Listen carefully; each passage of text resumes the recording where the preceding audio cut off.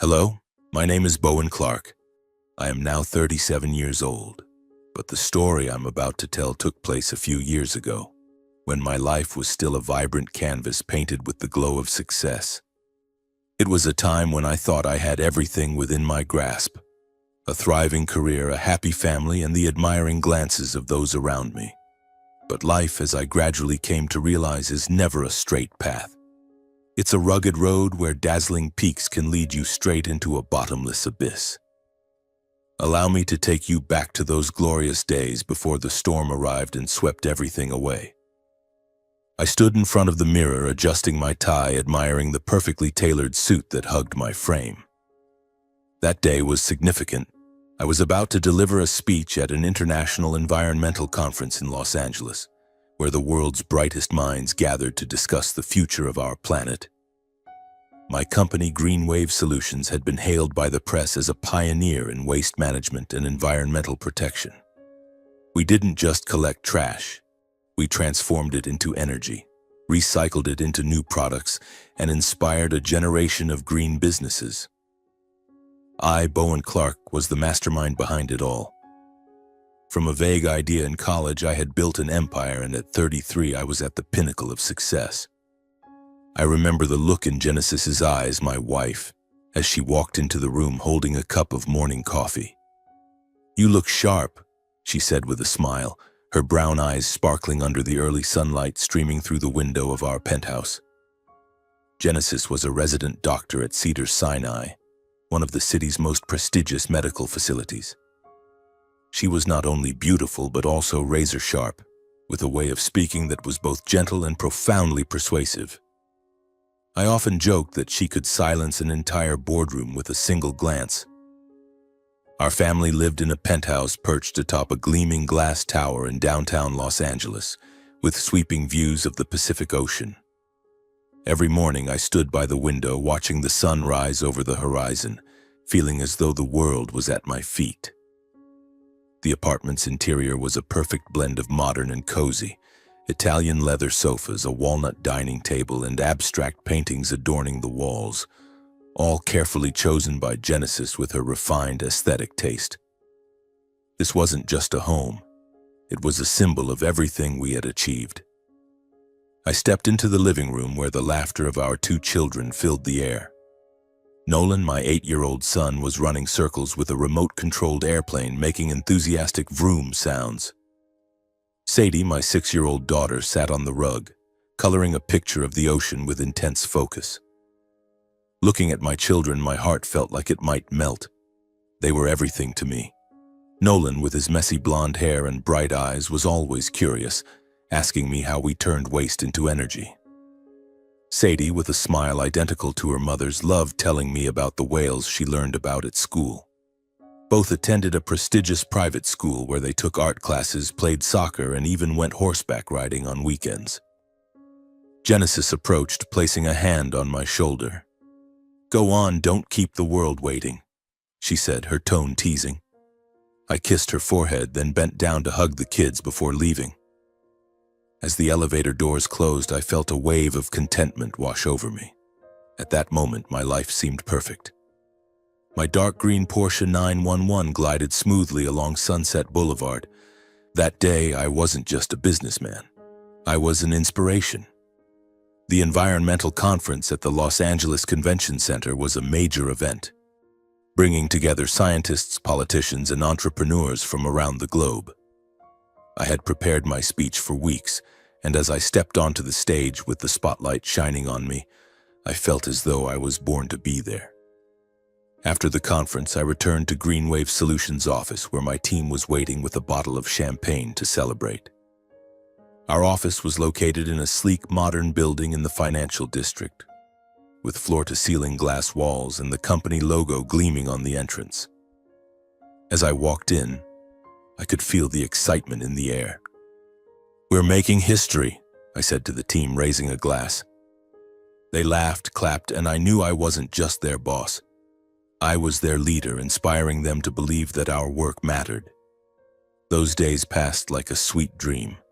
But life, as I said, is never a straight line.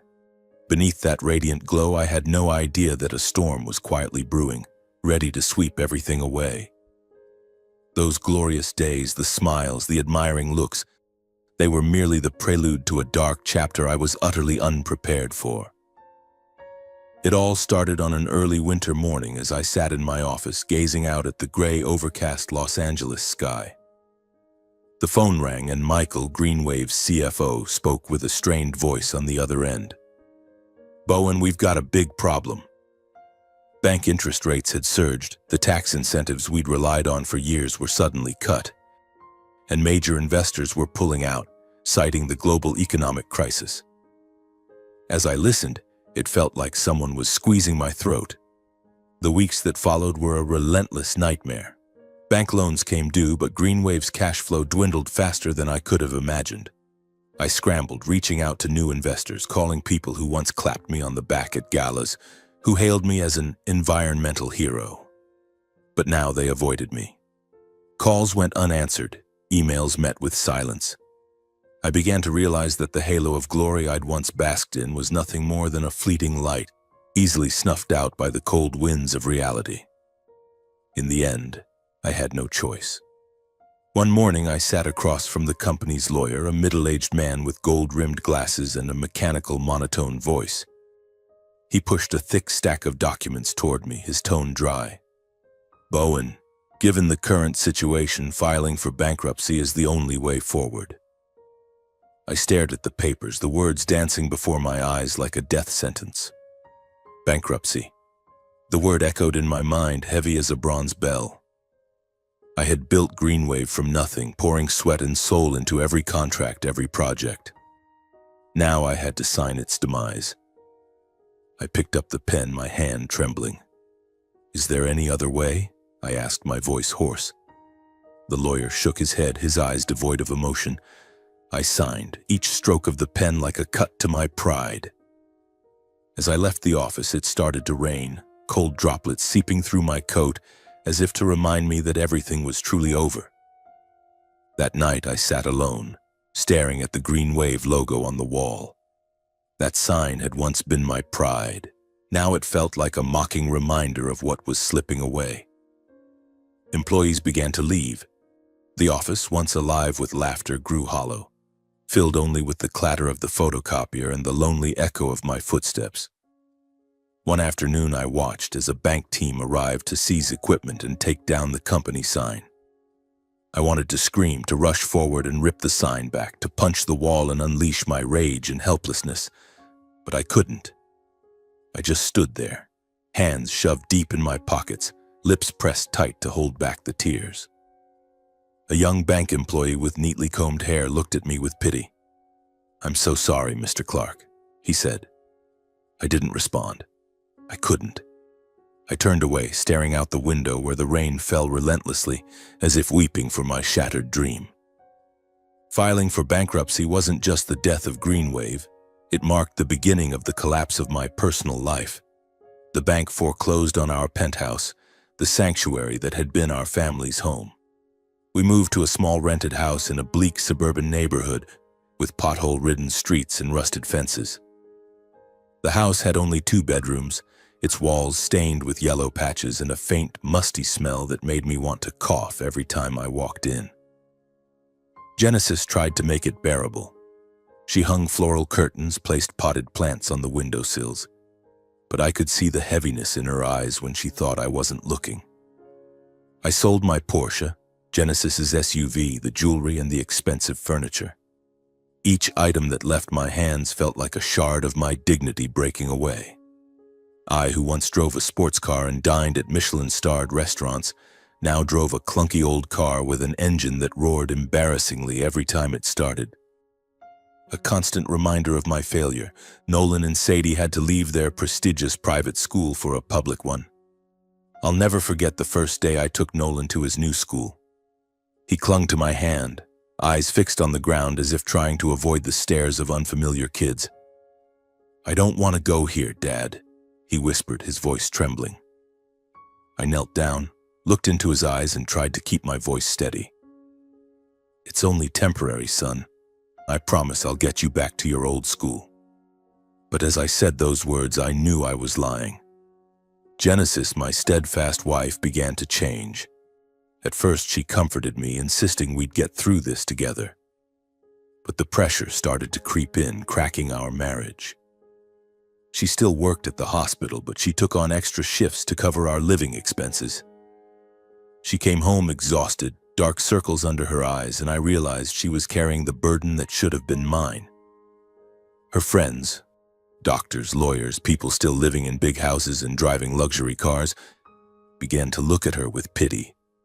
I wanted to hold her, to tell her I'd fix everything, but I couldn't. The words stuck in my throat because I knew I had nothing left to promise. I had lost everything: my company, my reputation, and now my confidence. My in-laws started to interfere. My father-in-law, Richard, a stern man with silver hair and a perpetually judgmental gaze, called me a burden. At a family dinner, he stared at me across the table, his voice icy. "You used to be our pride, Bowen. And now, a leech living off my daughter." I sat there, gripping my fork, feeling my blood boil. I wanted to argue, to shout that I wasn't a failure, that I'd rise again. But I couldn't. Deep down, I feared he was right. My brother-in-law, Joseph, was even worse. A prominent lawyer, he reveled in his successful career and lavish lifestyle. At a dinner at my in-laws' house, as I tried to tell Nolan and Sadie a funny story to lighten the mood, Joseph cut in. "You used to be such a big shot, Bowen. And now, sitting here telling kids stories while my sister breaks her back working." He smirked, swirling his glass of wine. Genesis stood nearby, silent, not saying a word in my defense, though I knew she'd heard every biting word. I hid my pain in front of the kids, but inside I was breaking.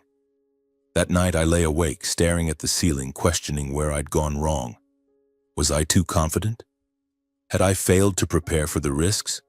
Or was I simply not as good as I thought? Those questions gnawed at me, making me feel like I was no longer the Bowen Clark of old. I was just a shadow, a failure, a husband and father who couldn't protect his family. The next day, I decided to visit my parents, taking a crowded bus to my hometown. It had been years since I'd returned to the place where I grew up, running barefoot through fields, dreaming of a grand future. Now I was coming back, not as the hero I once imagined, but as a failure, carrying a heavy burden of shame that pressed on my chest like a boulder. I was no longer the Bowen Clark featured in Forbes, the man who drove a Porsche and lived in a penthouse. I was just a husband, a father, searching for a sliver of peace amidst the storm that had swept everything away. The bus stopped at a small station, where the scent of dry grass and dusty earth mingled in the air. I grabbed my old suitcase and stepped off. My hometown, a small village on the outskirts of California, was almost unchanged. Red-tiled houses, old Tom's grocery store with its faded sign, and the ancient oak tree at the crossroads. It was all like a painting from my memories, both familiar and distant. I walked down the main road, feeling the curious glances of a few locals. They didn't recognize me, or perhaps they chose not to. I had once been the pride of this town, the boy who left to make it big in Los Angeles. Now I was back, unannounced, like a fugitive.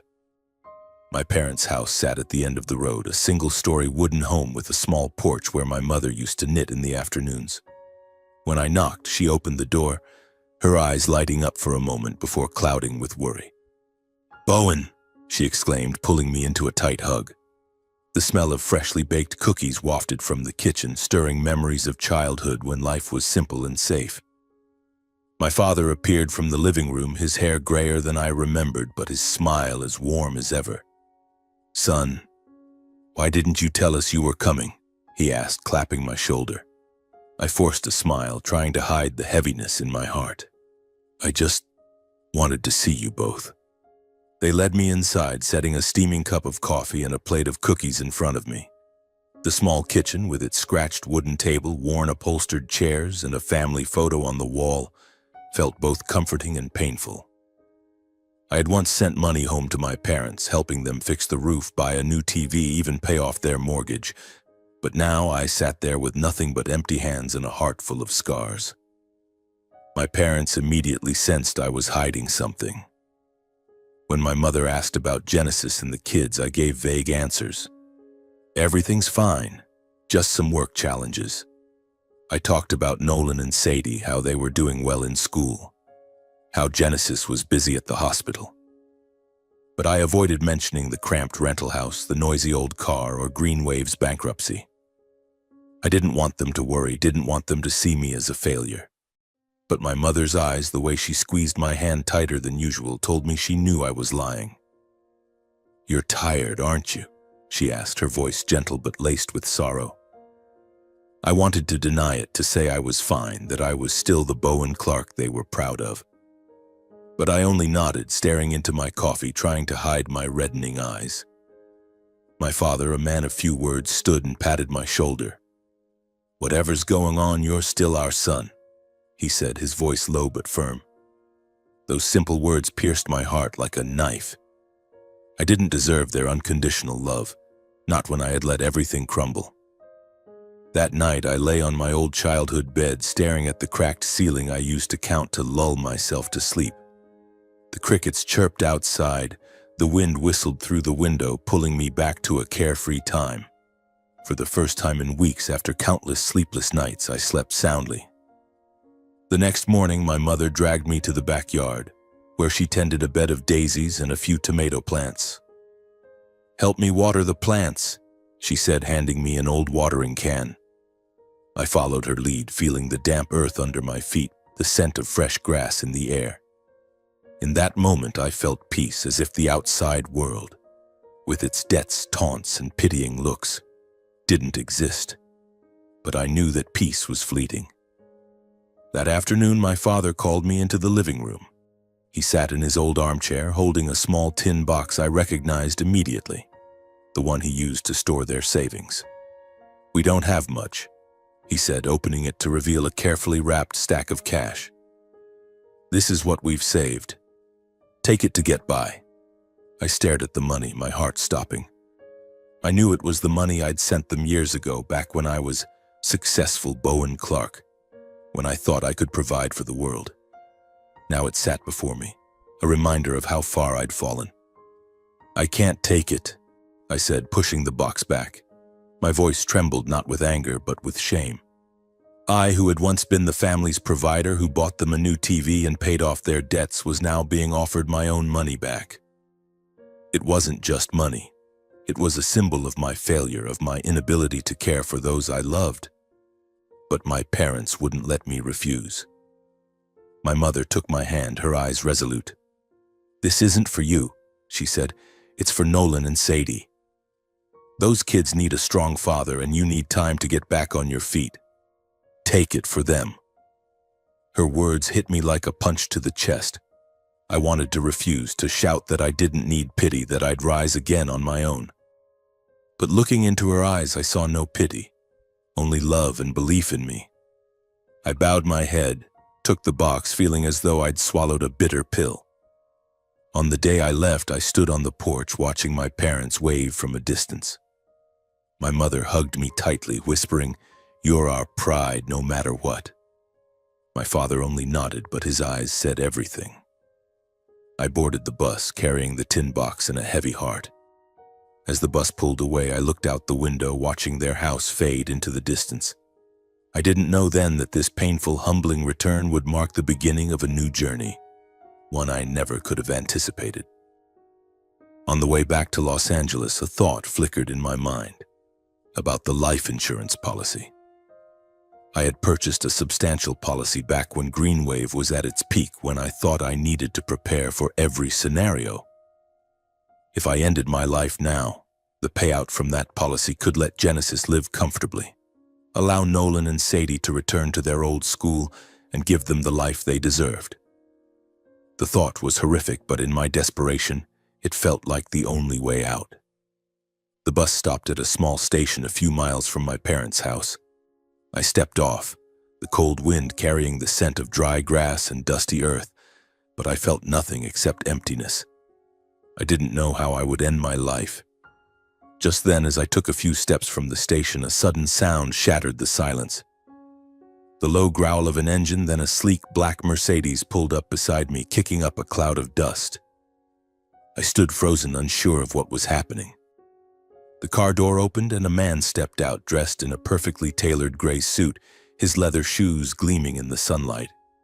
He smiled, a smile both familiar and strange, making me blink to ensure I wasn't dreaming. "Bowen Clark," he called, his voice warm but brimming with confidence. "Still as brooding as ever, huh?" I stared at him, racking my brain, and then it hit me. Lincoln. Lincoln Hayes, my old friend from leaner days, the one I'd lent money to start his business over a decade ago when we were both young dreamers.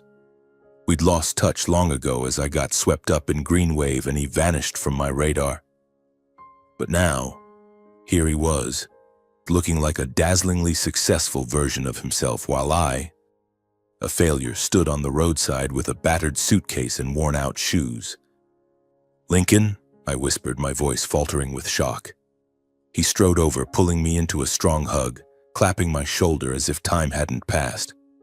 "My God, Bowen, it's been years," he laughed, his voice full of excitement. I stood there, rigid, unsure how to respond. Part of me wanted to run, to hide my pathetic state. I didn't want him to see me like this. A bankrupt man, a powerless father, a husband scorned by his in-laws. But Lincoln didn't give me a chance to retreat.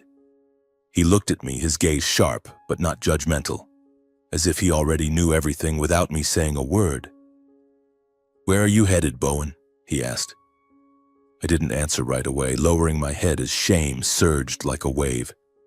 "Just back to the city," I muttered, my voice hoarse. He nodded, as if sensing I was hiding something. "Get in the car," he said, opening the Mercedes door. "We need to talk." I hesitated, staring at the red dirt road stretching ahead where the bus had just disappeared. The dark thoughts still lingered in my mind, but something in Lincoln's voice, its sincerity, its confidence, made it impossible to turn away. I climbed into the car, enveloped by the scent of new leather and expensive cologne, a bitter reminder of the luxurious life I'd once had. As Lincoln started the engine, I didn't know that this moment, his sudden appearance, would become a pivotal turning point, a faint glimmer of hope piercing the thick darkness of my life. I wasn't ready to believe in it yet, but it was there, fragile but undeniable, like a small flame flickering in a storm. Lincoln's Mercedes glided smoothly along the red dirt road, leaving behind the small bus stop where I'd just stepped off, carrying with me a fragile spark of hope. I sat on the soft leather seat, my tattered suitcase resting on my lap, the tin box of my parents' savings tucked inside. Lincoln drove, his eyes focused ahead, but a gentle smile played on his lips as if trying to put me at ease. I wanted to say something, to ask why he'd appeared at this exact moment, but my throat felt constricted. The dark thoughts from the bus ride, about Genesis, Nolan, Sadie, and the life insurance policy, still lingered, and I didn't know how to open up to someone who had stepped out of my past, looking like the embodiment of everything I'd lost. Lincoln broke the silence first. "You look like you've been through a storm, Bowen," he said, his voice low but non-judgmental. "What's going on?" I glanced at him, his gaze sincere, devoid of pity, yet I felt an invisible wall between us. He was Lincoln Hayes, a shining success, while I was merely a shadow of the old Bowen Clark. I lowered my head, mumbling, "Just some rough times. I'll be fine." But my voice faltered, and I knew Lincoln wasn't buying it. We pulled into a small coffee shop in a nearby town, a humble place with weathered wooden walls and the aroma of roasted coffee in the air. I carried my suitcase, following Lincoln inside, feeling like a stranger in my own story. He ordered 2 black coffees, slid one toward me, and sat down, his gaze sharp but patient. "All right, tell me," he said, his voice warm. "Everything." I took a deep breath, watching the steam rise from the coffee. I didn't want to expose my failures, didn't want Lincoln, who once saw me as a hero, to see how pathetic I'd become. But something in his patience, the way he sat there waiting without judgment, made it impossible to stay silent. I started talking, my voice hoarse, as if each word were a shard of my pride. I told him about the economic crisis, the soaring interest rates, the partners who turned their backs when I needed them most. I described the day I signed the bankruptcy papers, each stroke of the pen like a knife to my heart. I spoke of the foreclosed penthouse, the noisy old car, and how Nolan and Sadie had to leave their private school. And finally, I shared about my in-laws, my father-in-law calling me a burden, my brother-in-law's mocking sneer as he labeled me a leech. I didn't mention the dark thoughts from the bus, but Lincoln's eyes seemed to sense how close I'd come to the edge. He listened without interrupting, nodding occasionally as if cataloging every detail. When I stopped, my throat dry, Lincoln leaned forward, placing his hands on the table, looking me straight in the eye. "You know, Bowen," he said, his voice steady as stone, "if you hadn't lent me that money back then, I wouldn't be where I am today. No Apex Innovations, no mansion, nothing. You weren't just a friend. You changed my life." I shook my head, letting out a bitter laugh. "That's the past, Lincoln. Now I've got nothing.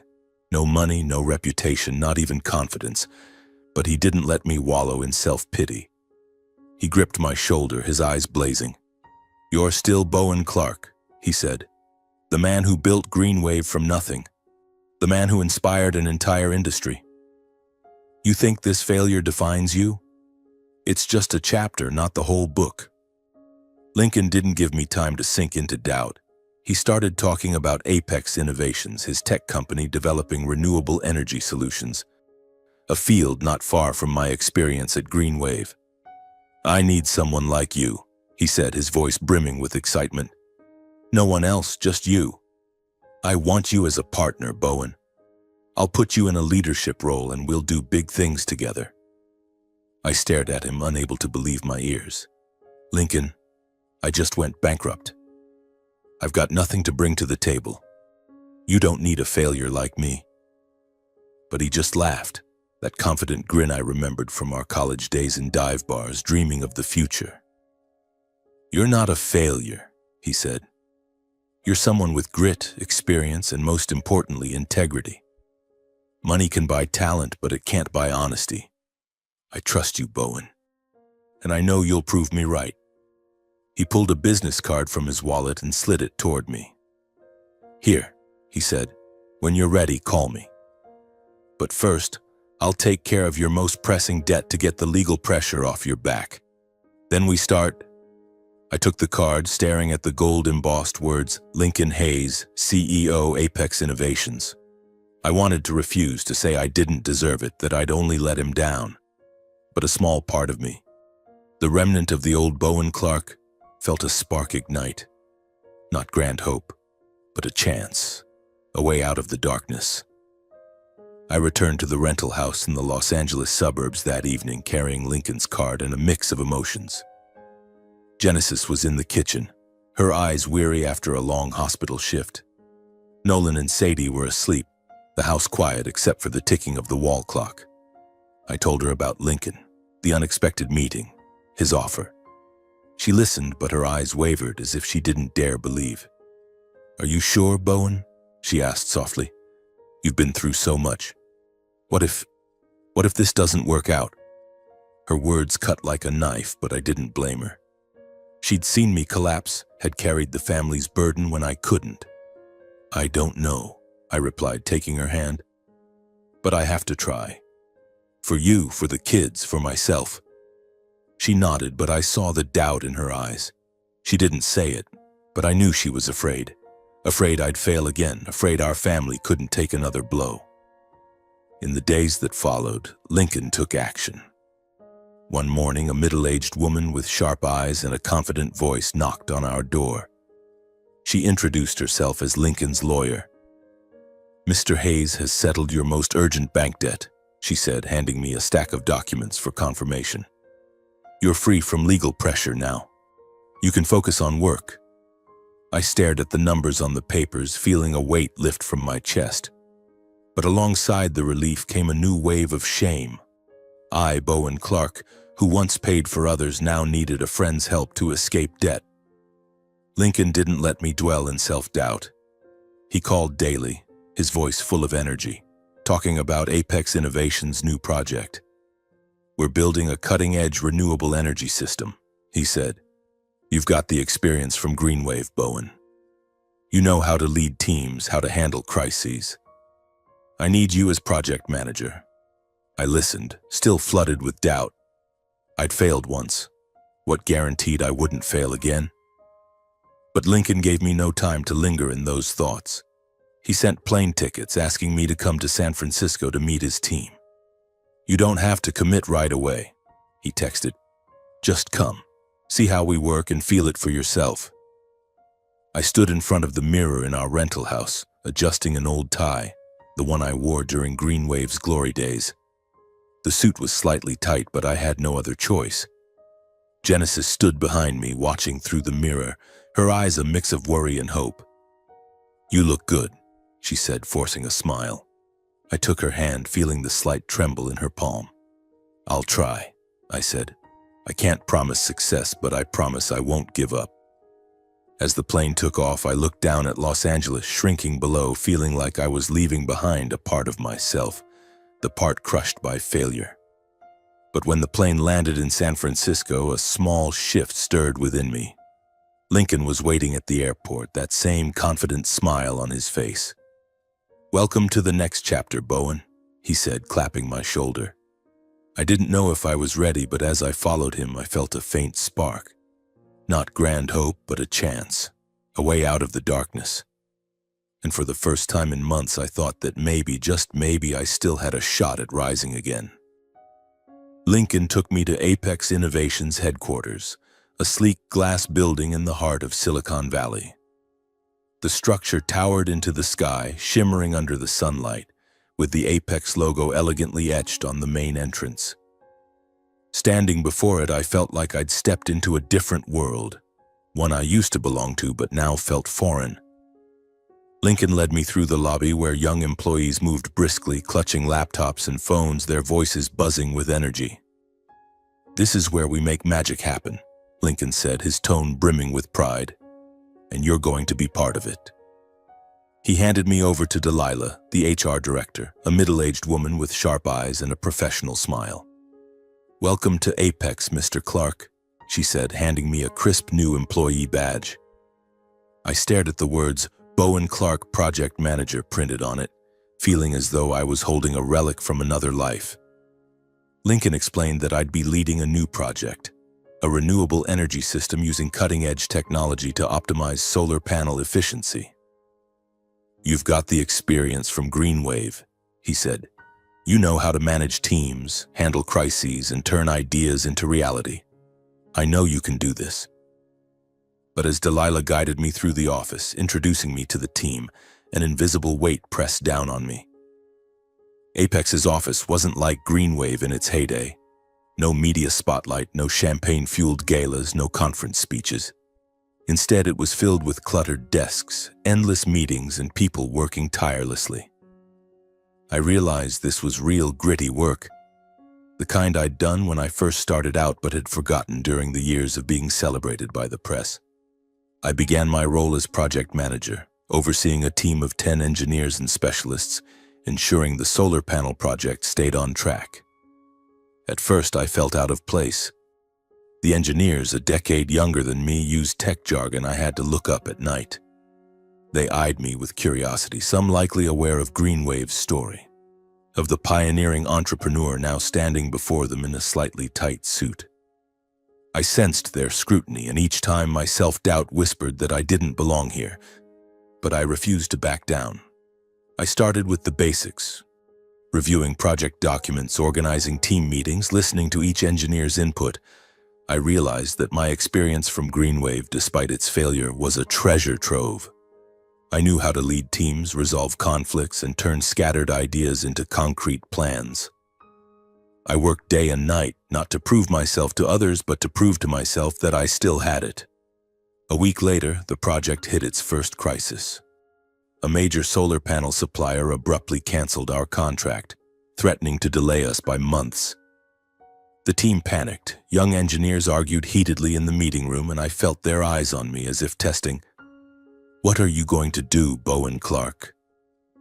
I took a deep breath, recalling the days at Greenwave when I faced similar crises. I called an emergency meeting, broke the problem into parts, and contacted alternative suppliers. After 3 relentless days, I secured a new supplier, negotiated a better deal, and got the project back on track. When I presented the solution at the next meeting, the room fell silent. Then a young engineer, Mia, with her hair tied high, spoke up. "How did you pull that off? I thought we were done for." I gave a small smile, feeling a flicker of confidence return. "I've been through worse," I replied, "and I learned there's always a way out if you don't give up." Those words, though simple, were a reminder to myself. I wasn't the helpless failure anymore. I still had grit, still had ability. Gradually, the team began to respect me. They stopped seeing me as an outsider and started viewing me as a leader. Mia began seeking my advice on technical issues. Another engineer, Kevin, brought me coffee during early mornings, calling me boss with a genuine smile. They started calling me the soul of the project, a nickname that made me both proud and uneasy. I didn't want to be put on a pedestal again, didn't want to fall into the trap of chasing glory. But I couldn't deny that being respected, being needed, was slowly healing the scars in my heart. Word of my new job reached my in-laws. One evening, Genesis's mother called, her tone skeptical. "I hear you're working with some rich friend?" Leaning on someone else again, Bowen? I gripped the phone, forcing myself to stay calm. "No, ma'am," I replied firmly. "I'm working hard on my own and I'll prove it." But deep down, I knew they didn't believe me. To them, I was still the failure, the leech they'd mocked. I didn't blame them. I'd given them reason to think that way. But I swore to myself I'd change their perception. Lincoln was the only one who never doubted me. He visited the office weekly, checking on the project's progress and always making time to talk. "You're doing great, Bowen," he said, clapping my shoulder. "I knew you could." His words weren't just encouragement. They were a reminder that I still had worth, that my failure didn't define me.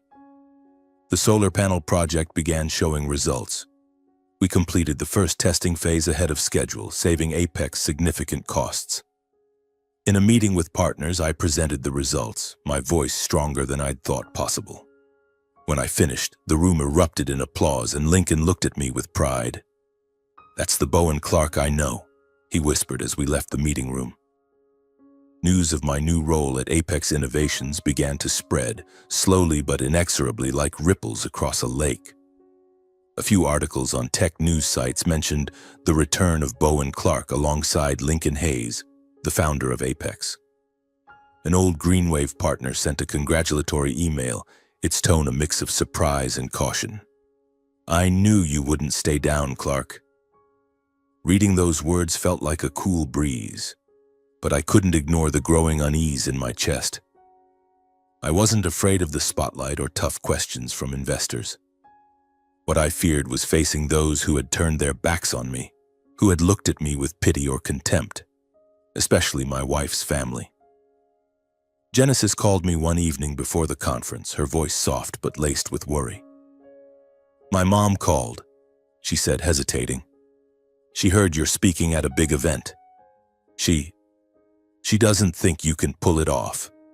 I gripped the phone, a cold stone dropping in my stomach. Genesis's mother, Eleanor, had never hidden her disappointment in me since Greenwave's bankruptcy. Her father, Richard, was worse, his mocking words sharp as knives. And her brother, Joseph, was always ready to jab at me with his smug smirk and condescending tone. "They think you're riding Lincoln's coattails," Genesis continued, her voice fading. I didn't know what to say to them, Bowen. I took a deep breath, trying to keep my voice steady. "They're entitled to their doubts. But I'll prove them wrong," I said, hearing her sigh on the other end, a sound both weary and hopeful. "I believe in you," she said, but I sensed the waver in her voice. Genesis was caught in the middle, between her family who looked down on me and me, the husband trying to rise from the ashes. I didn't blame her, but her silence over the past months, when her parents and brother mocked me, left a lingering ache in my heart. The day of the conference arrived, and the atmosphere at the San Francisco Convention Center buzzed like a beehive. Large banners proclaiming the future of renewable energy adorned the venue, and camera flashes from reporters lit up the air. I stood in the prep room adjusting my suit, a new one Lincoln insisted on buying, saying, "You need to look like a leader." He stood beside me reviewing my presentation on a tablet, his eyes brimming with confidence. "You're going to do great, Bowen," he said, clapping my shoulder. "Today isn't just about Apex. It's about you." I nodded, but my heart pounded in my chest. I wasn't afraid of speaking to a crowd.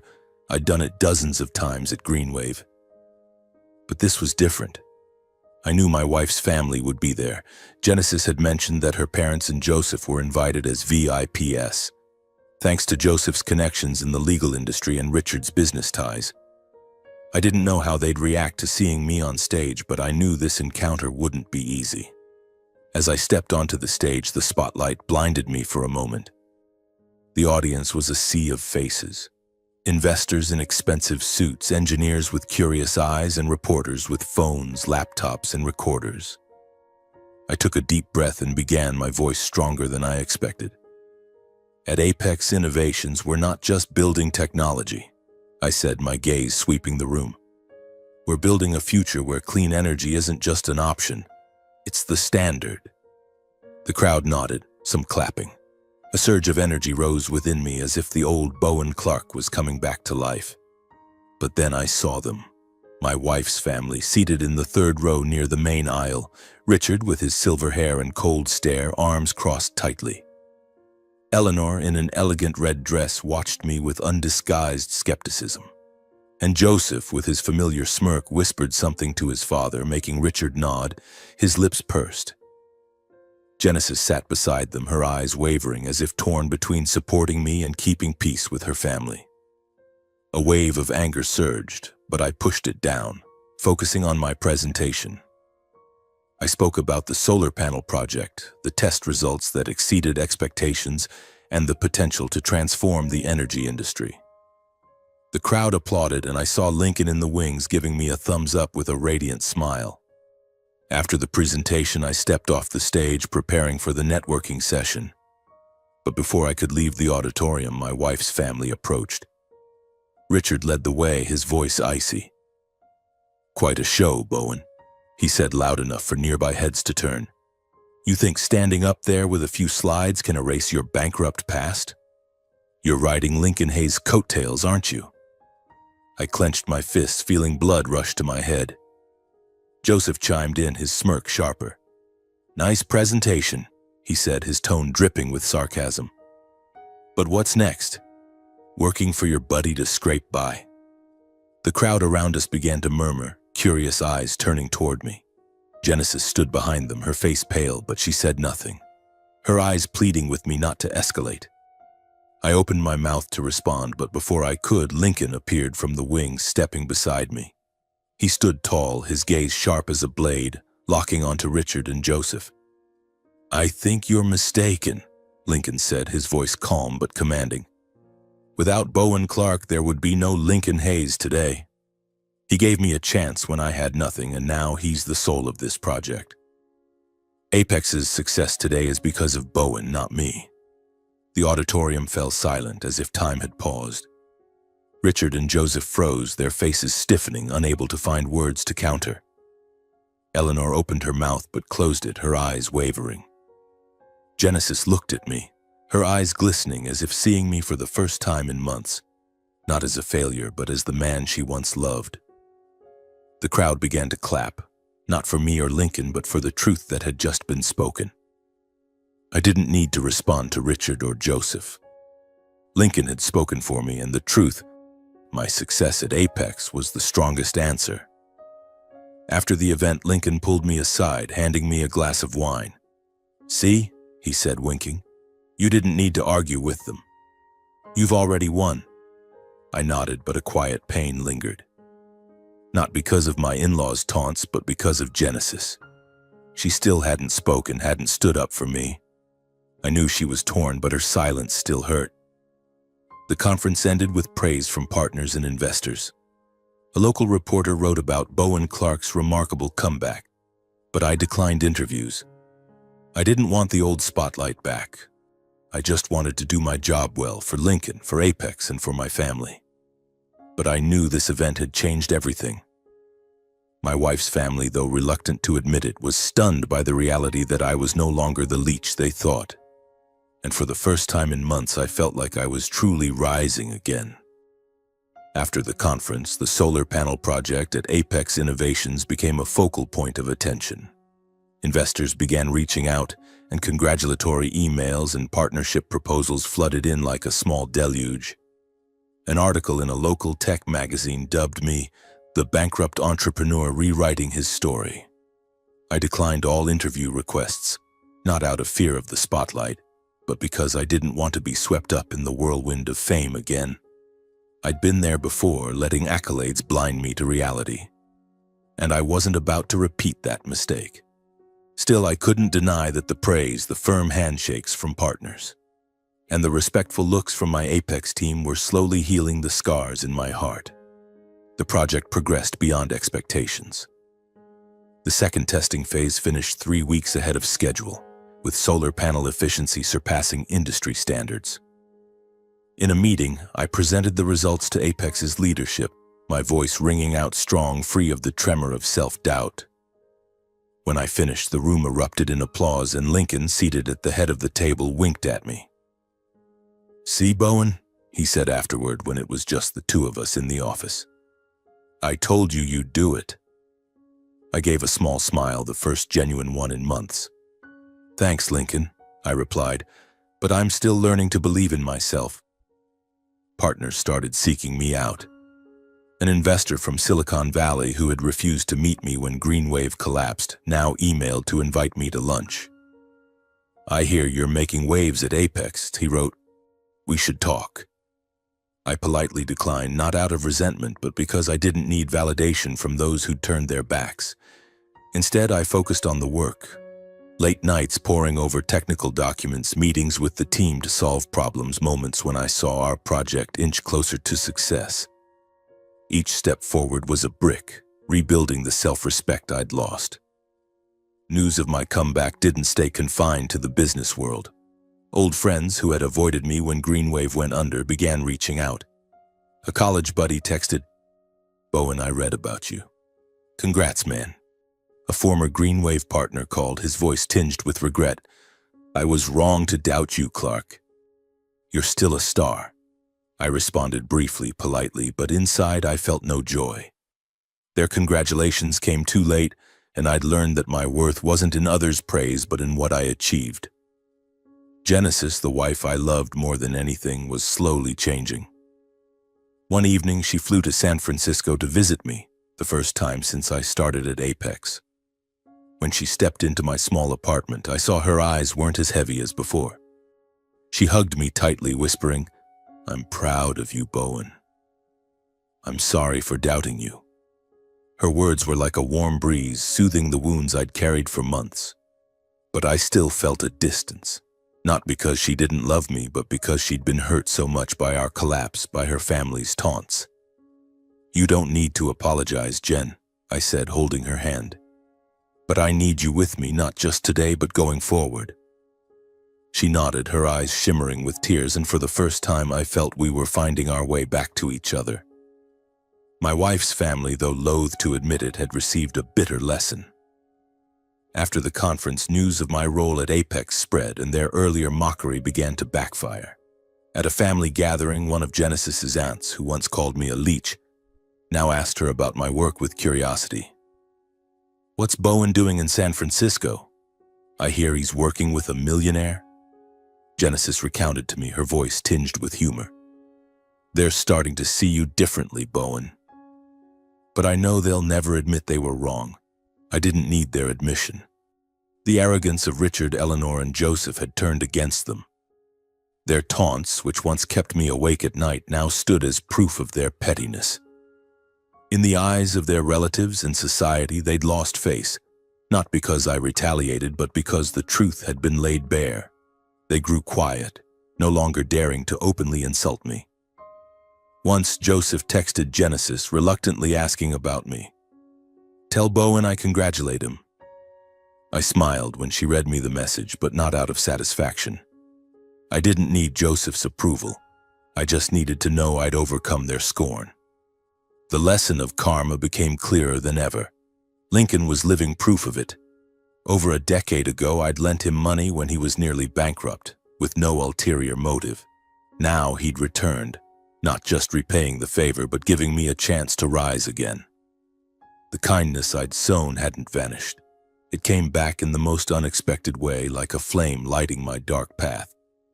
In contrast, the arrogance and contempt of Genesis's family had brought them their own shame. They'd thought me a failure, but their attitude now made them the ones looked at with disdain by those who once respected them. I didn't feel triumphant. Revenge wasn't my goal. Each day I woke up, worked with my team at Apex, and saw our project nearing success, knowing that was the strongest response. I didn't need to say anything to Richard, Eleanor, or Joseph. My career, my returning reputation, and the trust from Lincoln, my team, and Genesis were all I needed. Standing on the balcony, looking out over the city, I felt for the first time in years that I belonged here, not because of the spotlight, but because I'd found myself again. I stood on the balcony of my small San Francisco apartment, the early morning sunlight filtering through the high rises, casting a soft golden glow over the waking city. The breeze carried the salty scent of the bay, mingling with distant car horns and the frenetic pulse of Silicon Valley. Holding a cup of coffee, its warmth seeping into my palms, I felt, for the first time in years, a genuine sense of peace. Not the peace of my glory days atop Greenwave Solutions, but the peace of someone who had walked through darkness, hit rock bottom, and found light on the other side. My journey, from the heights of wealth to bankrupt ruin, from despair to resurgence, was not just my story, but a lesson in karma, kindness, and the power of never giving up. Genesis, the wife I loved more than anything, had changed too. After the conference, she called more often, her voice no longer weighed down by worry or doubt. One evening, she flew to San Francisco, bringing a drawing by Sadie, a picture of me standing in a field of solar panels, beaming with a radiant smile. She said, "This is her dad, saving the earth," Genesis said, her eyes sparkling. I hugged her, feeling her warmth, and for the first time in years, I sensed our home being rebuilt. "I'm sorry, Bowen," she whispered. "I wasn't strong enough to stand by you when things were bad." I shook my head, holding her hand. "You were always there, Jen," I said. "We just needed time to find each other again." I began spending more time with Nolan and Sadie, even if only through video calls. I listened to Nolan talk about his soccer team, how he scored a goal in a school match. I heard Sadie read a poem she wrote, her voice chirping with pride. I sent money home. Not much, but enough to ensure they had books, new clothes, and the weekend outings Genesis had once cut back on. Each time I heard their laughter, my heart felt lighter, as if I were redeeming the months I'd let them down. My parents noticed the change too. During a call, my mother's voice choked with emotion. "You've made us proud, Bowen. No matter what, you're our son." I smiled, thinking of the tin box of savings they'd given me, how they believed in me even when I didn't believe in myself. I sent money to them more regularly now, not just to repay them, but to show that their son had risen again, no longer the defeated man who returned home with slumped shoulders. Work at Apex Innovations continued to thrive. The solar panel project completed its final phase, and we began securing major contracts from international energy companies. Partners didn't just seek out Lincoln. They sought me, wanting my input, eager to work with Bowen Clark, who turned a project into a success from nothing. I no longer shied away from the spotlight, but I didn't let it blind me either. Greenwave taught me that fame is fleeting, that true value lies in the work you do and the people you impact. One afternoon, I received an email from a journalist requesting to write about my journey, from the heights to the depths and back again. I declined, not out of fear, but because I wanted my story told through actions, not words on a page. I wanted Nolan and Sadie to grow up knowing their father overcame failure, not for applause, but to give them a better life. I wanted Genesis to look at me, not with worry, but with the pride she had in our early days of marriage. The greatest lesson I drew from this journey was about karma.